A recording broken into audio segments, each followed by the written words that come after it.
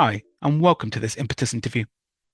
When we talk about biodiversity, we often overlook the microscopic life that lives beneath our feet.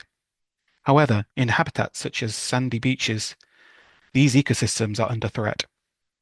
To bring attention to this hidden world, Watch Out, Don't Step on Me is using STEAM-based citizen science in the Basque region to engage with people from all backgrounds in researching this microscopic life and ensuring that beach biodiversity is protected from environmental challenges such as plastic pollution.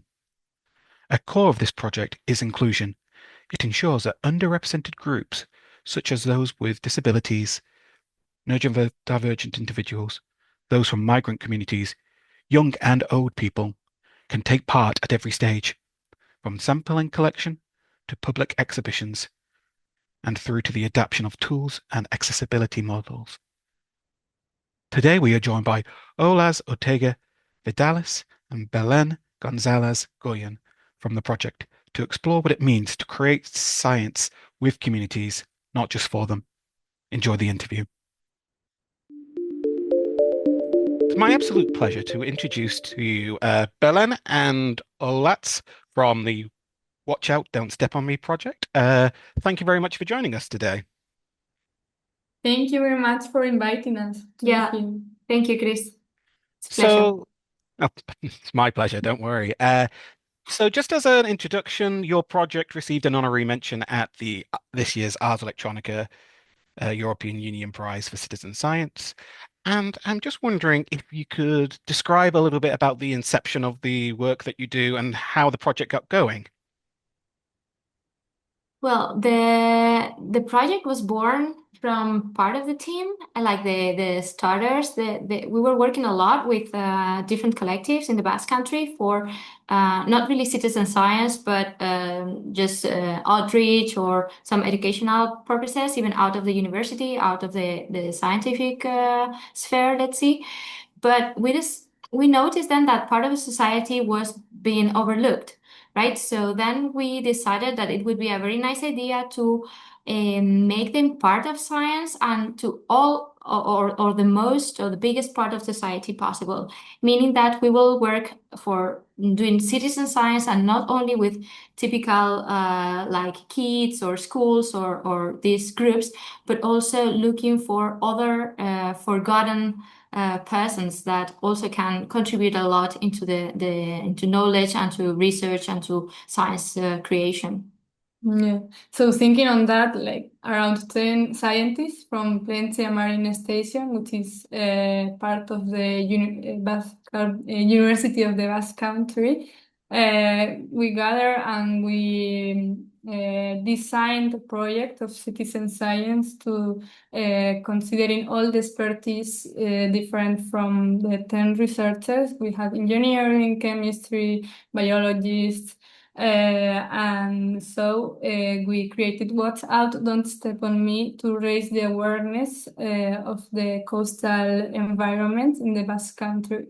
And thanks to the funding of the Spanish government, the Foundation of Science and Technology, we got the opportunity to do that. And the first edition was in 2021. That's really interesting to hear. So you aiming to work with different groups of school children and really focusing on inclusion and getting them to have the experience of doing citizen science with a variety of different types of researchers, I suppose. So like introducing like chemistry, microbiology and the like, it seems. Building upon that, so the work that you're doing with coastal biodiversity, quite a lot focuses on the microbiomes and the microbiology, as well as the impact on microplastics. I'm just wondering if you could talk a little bit more about the issues that you're trying to address using this citizen science. Yeah, well, first, the idea of putting in parallel this invisible part of the society and this invisible part of the biodiversity was really appealing. So we have this like this idea or this tool also to empower these inclusive groups that are participating into the project. Also regarding the outcomes is, of course, microbiota, not only bacteria, but the smallest parts of the plankton or of the little organisms that live in the beaches are really unknown, but are at base the trophic chain. So they provide many different ecosystem services. They are basic for photosynthesis, for recycling, for the sedimentary aeration. Yeah, they are really like important in the ecosystems, right? Yeah, that's it. But not also are unknown in the social level. Also, in scientific knowledge is very little known about the microalgae or major fauna, these organisms that we can find in the coastal areas of the Basque Country. That's why we thought that citizen science was a great tool. And knowing that we are in the ocean decade as well, we thought it's very important to start to do this project. I I always like the microbiome. I used to work as an ecologist, so I used to do uh, water quality tests and that sort of thing on freshwater rather than marine ecosystems. But I always like having looked down the microscope and seeing all the algae and all the zooplankton and that sort of thing. And it feels like a really interesting kind of other world to somewhat try and introduce these young people into a field of biology and biodiversity that is, as you say, underneath your feet, kind of the unseen.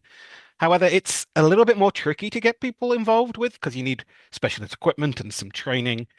I'm just wondering how you manage to integrate that training and ensure that the work that you're doing, as you say, you aimed at being very inclusive. I'm just wondering how that training, what that training looked like. Okay, so yeah, as we were just mentioning, the willingness was really to include people, different kinds of people in the project. Not only young people, as you mentioned, we even had people from from with 19 years old. So we work with adults with different collectives, but of course. It depends on the different phases of the project. As you mentioned, there are different adaptations that we had to meet in every phase. We start with a training process for the people that is going to be more or less responsible of the groups of citizen scientists. Then we have a phase for the sampling and then we have that is also facilitated. And then we have some results and support for the data analysis or the data providing that has also been changing, right, through the different years. And finally, we have the phase of the demonstrate, like the final celebration. We make like a conference type event and also an exposition. But yeah, it has many different parts, right? Yeah, I think the key of the project and the success of the project has been the flexibility and the closeness. Yeah, we are very close. Close to the people, to the citizen scientists from the scientists in the Plentzia Marine Station. As Belen mentioned, we had a lot of phases. It's not a one-day thing, but it's a project that goes the whole academic year from September to June. So it's very important to maintain and to keep this motivation alive and this interest. So for that, we have to be very flexible and to understand the characteristics of different groups of citizen scientists taking part on it. And I imagine the communities that you work with, they have an affinity to the ocean and it's something that they want to, well, it's part of their lifestyle, it's been part of their lives, and it's something that they hold quite dear to them, to their hearts, I suppose. Well, most of them, yes, but a lot of them, for them, the ocean and the beach is a quite unknown area because they come from the big cities normally in Bilbao or in Donostia San Sebastian. We do have beach, but it's not very common to know that within these sand grains there are some microalgae or some polychaetes living there, right? So I would say that they are very far from this nature. And this is what we are trying to do with the project, to become them closer to nature, right? Yeah, also, it's in the general, it's a general assumption to realize that the ocean and the beach is something like nice and fun for everyone. But we have also faced many groups, many collectives that do not feel comfortable in there. Because, for instance, we have been working for already 3 years with an association of people with some visual disabilities. So for them, a beach is very strange because they don't have any like a fixed point where they can get like orientation, or when they are in open spaces, his time is kind of difficult. Of course, we were placing the samplings in beaches, in sandy beaches. So even for people with some mobility issues, they can reach these places. But still, we have been learning year by year how can we adapt, or how can we enhance the participation of these people. That's super interesting. It's not a bit of an assumption on my part, I suppose, that obviously We people did with also. that people like, in my opinion, most people love the coast and love being there, but for some people who are differently abled, perhaps these, like as you say, if they're partially sighted, I suppose it is kind of a big, vast area that you can't see an awful lot, and there's not much contrast between kind of the beach Exactly. and the sea and that sort of thing. And yeah, it kind of just sort of opened my mind up to kind of like, oh yeah, there are obviously lots of people who may not be able to enjoy these spaces as much. And it seems like the work that you're doing is also a bit more about the outreach to these communities, but also linked to that is this unseen biodiversity. It's easy to look at penguins or seagulls and that sort of thing and kind of understand their place in the world, but like these unseen, educating people about this unseen kind of environment, I suppose. Exactly. Yeah. So what was this type of what was the type of sampling you were undertaking? How were people getting involved in that way? Could you explain a little bit about how they collected the data and how the data was used? Mm-hmm. Okay, so after some training sessions that we give to teachers or to the responsible person of the group, they are 4 hours training sessions. They decide how many times they want to go sampling, in which bits they want to sample, and what organisms or elements they want to sample. Because as we mentioned, we offer scientific protocols to sample different kinds of organisms, which are plankton, sand-dwelling microalgae, megafauna, bacteria, or microplastics. Yeah, microplastics and Micro nanoplastics. Mhm. So we have a large variety, and they decide what is their interest. Then for formal schools, they do more independently all the job. So we just give them the training sessions and they go on their own. But for those that are not inside formal schools, so they don't have access to microscopes or stereo microscopes, which are very necessary to see these organisms, we go with them to do the sampling as well, to support them, because they are not usually, they didn't study biology, chemistry, or the scientific areas in the university, so they need more support on that. And then we also help them, or we are with them while they are doing the analysis in the marine station. Yeah, still, if this part of the citizen science is a bit more guided, so could be taken as, okay, these ladies are maybe helping too much to the guys. It is true that they do a lot of things independently. So once that you place I don't know, a person in the autism spectra in front of a microscope with a lot of samples just to take pictures, they are super effective. So depending on the capabilities of many different collectives, we have figured out, or we have realized actually, that there is a place for a lot of people inside of research. So that's something that we have been also learning.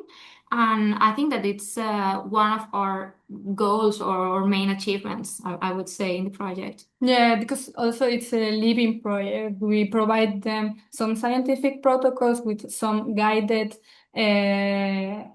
guidelines with some organisms that are most common to find in the area. But as I said, we didn't have much information before of what was there. So we are changing with their findings what we can see in our coasts. Mhm.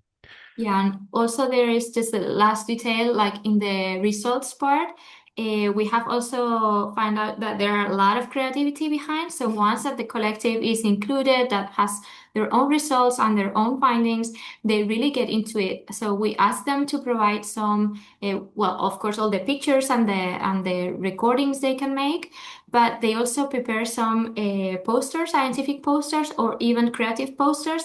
So we have been making these wonderful expositions with all the material they prepare, they create. And we have, yeah, I don't know, like posters not talking about only about what they have found, but what they have learned. So this is so amazing. Yeah, like it's much more than providing with data, but really to doing ocean literacy with society. And I suppose that's where the STEAM aspect comes in. It's Mhm. the integrating that learning and these experiences with other aspects of their daily life and to kind of either cement their understanding or to manage to express their experience of being on the project a little bit.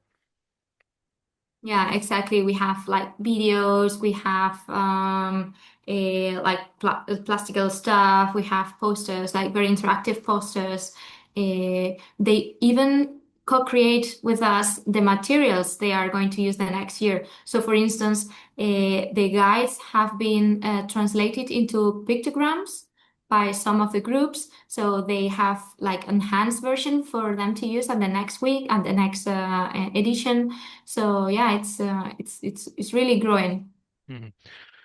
Were these were these art pieces used in further outreach into for further public engagement about your project and about the issues facing kind of biodiversity and for education purposes, I suppose? Yeah, Yeah. well, after the year course, every edition, we make an open exposition for 15 days in the center of Bilbao. So it's like the regional capital. It's great because we make like a conference type event for the citizen scientists for one day, but then the next 15 days, this place is open. So it's a big venue in the center of the town. So every people can go. Everyone goes with their families. Everyone goes with their friends. So it's a place known to do a lot of expositions, or even art expositions. So a lot of people goes there just to check what it is on. Mhm. So then, of course, they can see all this material created, all the scientific posters. So it's also another tool of putting science into the streets, right? Yeah, and it has had a great interest because this year more than 3,000 people went to see the exposition in Bilbao. Oh, that's really exciting, and it's It's just nice to great. have all this work and all your work being presented in such a nice way. I want to just go back a couple of questions. I've got two, but I'll refer to this first one first. So you mentioned before that the participants feed back into producing your resources for future exit for future data collecting. Uh what do these materials look like? Are they there's a level of co-creation between the participants that you have currently and the work that you're doing, and they feed into just sort of making your resources more accessible, I suppose. Would you say that was true? Yeah, for example, what Belen mentioned, the very first year of the project, the people, there was one group with working with people with within the autism spectrum that they translated all the scientific material to pictograms, for Hmm. example. And this was just done by them because we don't have this social background. We are biologists or environmental Very. sciences, things, yeah. So this is how we want to work. This is the perfect example of we providing the scientific background and they provide what they need. So another part is another moment in the project where they take some protagonism is now this final event. We prepared that at the very beginning. We prepared that just a scientific conference. So we invited some real scientists working with the same protocols that they are using, these scientific citizens. So just as an inspirational, as a model, right? With this aim. But in the last in the last event, we have also invited people from inclusive groups to talk about their experiences. So it's not only that, hey, we are teaching you this, so this paternalism, we are trying to step out of that. So we are also inviting them to organize the conference. So in this last one, also we had several workshops guided by people that has participated, but they haven't met before. Of course, they work independently. But for instance, some of the one of the associations with the disabilities for visual disabilities, they took some glasses, like 3D glasses, so they can show the way they see to other people. So then they were explaining how they feel in the beach, or how they explain when they go to the school or to work. So you can kind of feel more integrated. So then there is more understanding between the different stakeholders of society and even into the project. So yeah, it has been really, really great. Yeah, another example of that is the games they create through the experience and the scientific protocols of the project. For example, there was one group, they created this big Spanish. We have a very known Spanish game called Partis. Yeah, the Ludo. Like Ludo. And they created Ludo for using all the scientific materials. On this day, they were playing different citizen scientists in this game. There are a lot of examples of created materials. Yeah. And actually, they work pretty well. Like you can imagine, in this event with 400 people, and they decided to play just, I don't know, one of the poshest private schools in Bilbao was playing with the guys coming from juvenile justice. So yeah, it was amazing to see how science and this empowerment through science put them together. So because they are at the same level working. No, it's really interesting to see that you're giving opportunities for these participants to take an active role in the organization of these conferences and these exhibitions, but also to express their experiences as well, and having them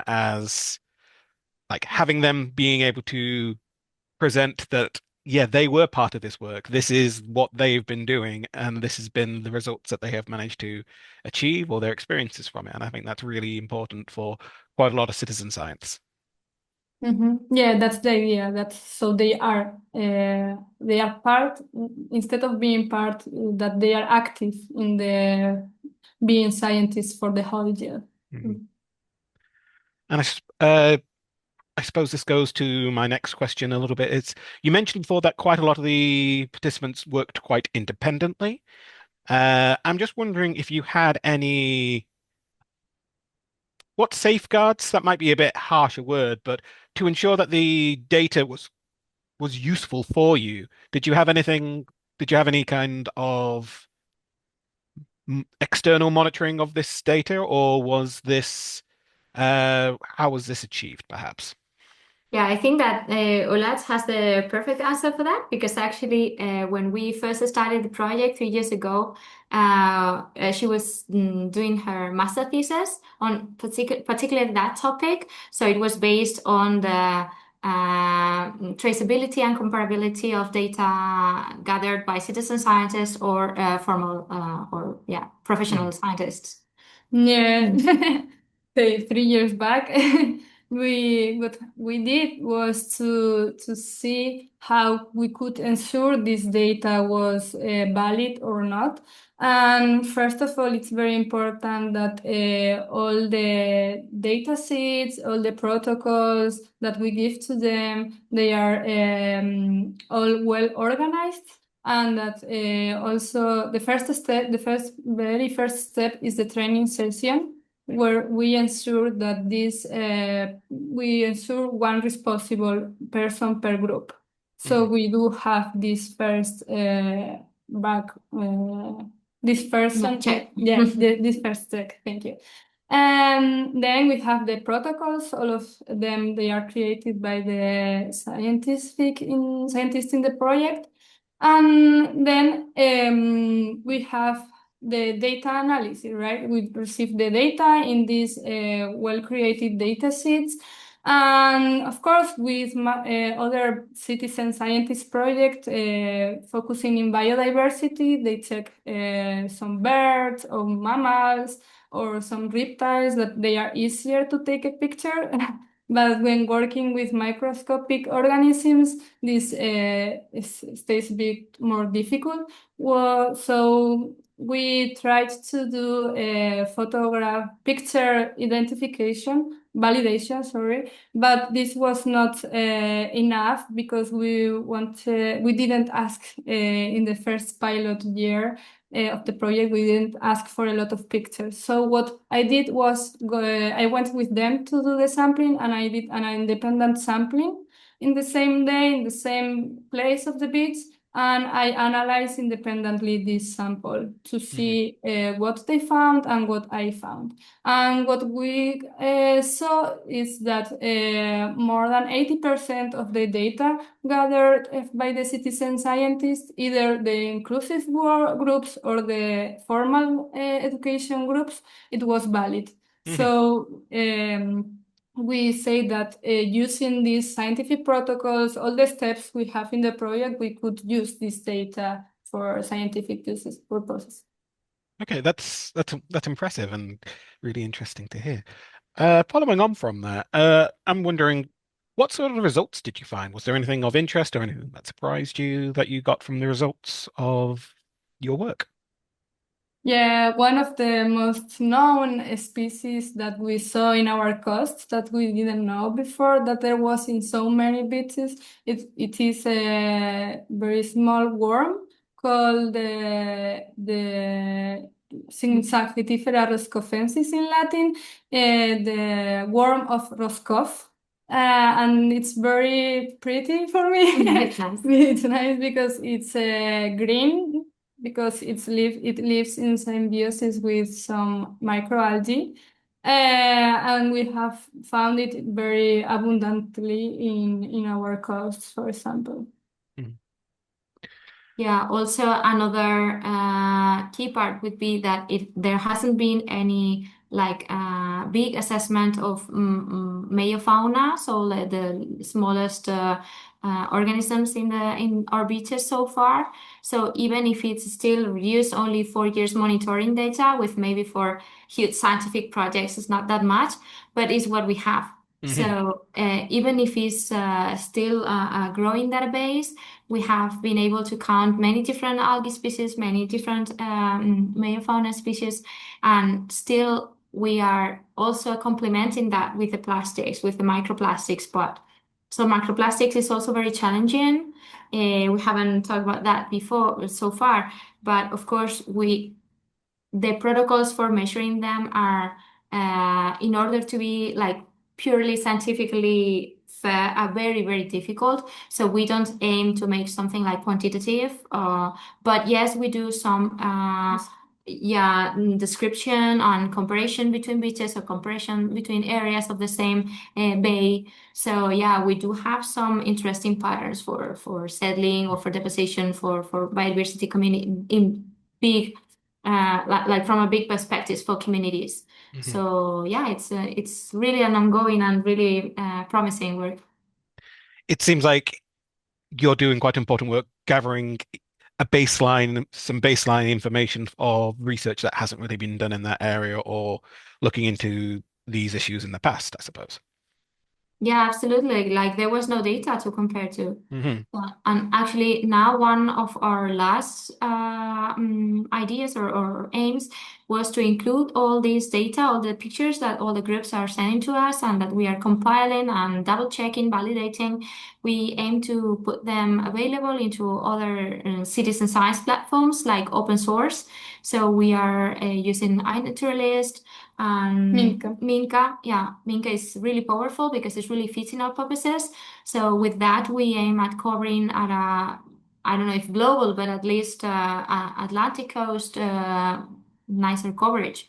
Hmm. And also, I forgot to mention before that we had, as we said, we had different expertise. So the person working expert in microalgae or phytoplankton is the one validating these images right now arriving from the citizen scientists. So we do have also this check from this part before uploading them to these open source science, Hmm. citizen scientist platforms.